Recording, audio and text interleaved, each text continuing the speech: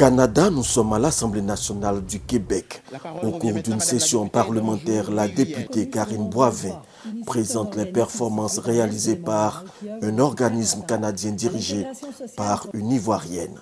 Inici a accompli une doublée en remportant à la fois le prix Innovation 2024 ainsi que le prix Coup de cœur du public. Je tiens à saluer le travail remarquable de l'équipe d'Inici, dirigée par une femme d'exception, Marie-Laure Conan. Merci. Nous décidons d'aller à la rencontre de Marie-Laure Conan.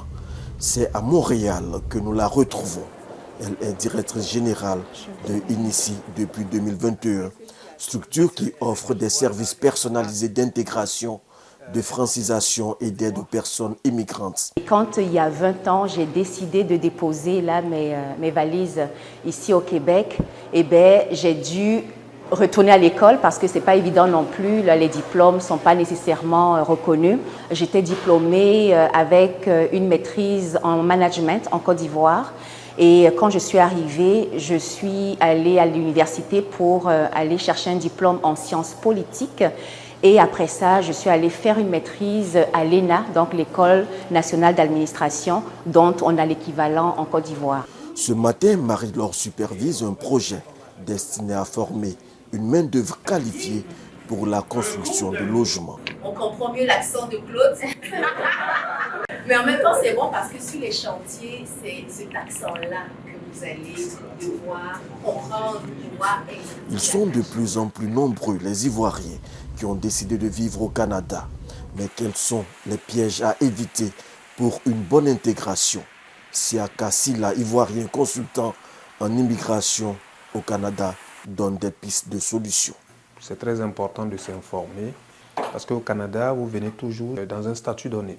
Si vous venez comme étudiant, le lendemain, vous ne pouvez pas vous retrouver travailleur. Si vous venez comme travailleur étranger temporaire, ça a des règles. Si vous venez comme résident permanent, avant de venir comme résident permanent, vous devriez avoir préalablement été sélectionné donc par une province. Et quand vous arrivez au Canada, au moment de votre arrivée, vous devez descendre dans cette province, par exemple. Chaque programme a un type de fonctionnement. Et beaucoup d'Ivoiriens aussi, ces dernières années, arrivent ici comme visiteurs et ensuite demandent l'asile au Canada. C'est très important de se renseigner parce que être originaire des Côte d'Ivoire ne fait pas forcément tout de suite de vous quelqu'un à protéger parce que tout dépend de la situation dans le pays d'où vous venez. Tout dépend aussi des menaces ou de votre réalité personnelle. Alors donc, le premier conseil, c'est de s'informer, avoir recours à des professionnels, c'est très important. Surtout que dans nos pays, beaucoup de personnes se font passer pour des consultants ou des avocats en immigration. C'est très important de consulter le registre public, ce qui est disponible en ligne. Il y a un registre fédéral, par exemple, au niveau du CICC, c'est l'organe fédéral de gestion ou d'encadrement, d'accompagnement de la clientèle à l'immigration, donc qui gère aussi les consultants en immigration. Ils peuvent aussi aller sur le registre québécois des consultants reconnus. Et quand vous avez affaire à un conseiller professionnel, vous devriez normalement trouver son nom, ses références-là et son statut auprès du gouvernement. Le plus important n'est donc pas d'immigrer au Canada, mais plutôt d'y accéder selon les règles canadiennes en vigueur, comme Ibrahim Diabaté, directeur général d'une entreprise de transformation de fèves de cacao. On va de la fève aux tablettes de chocolat, aux produits chocolat. Donc ici, on est plus naturel. Et justement, c'est pourquoi la population canadienne, ils ont adhéré du suite à notre projet. C'est plus chocolaté, tu vois, là. Le drainage est bon.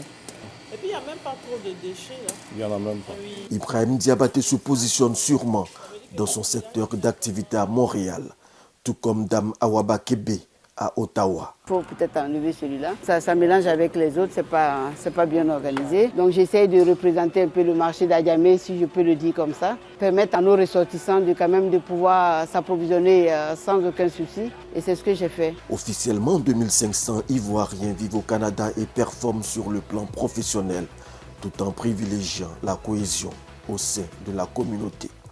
À travers des campagnes de sensibilisation pour comprendre que nous sommes tous des frères et sœurs ivoiriens venant du même pays et qu'à l'extérieur, à l'étranger, nous devons présenter une autre image de la Côte d'Ivoire. L'ambassadeur de Côte d'Ivoire au Canada, Ouattara Bafétigui, est à la tâche pour encadrer le flux de plus en plus important d'Ivoiriens qui migrent dans ce pays.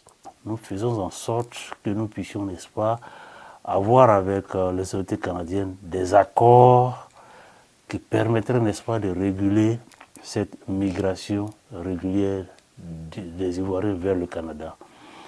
Je vais prendre par exemple le domaine de l'enseignement supérieur. Nous avons déjà commencé à signer des accords entre les universités canadiennes et les universités ivoiriennes pour qu'il y ait ce mouvement croisé d'étudiants et de professeurs entre les deux pays.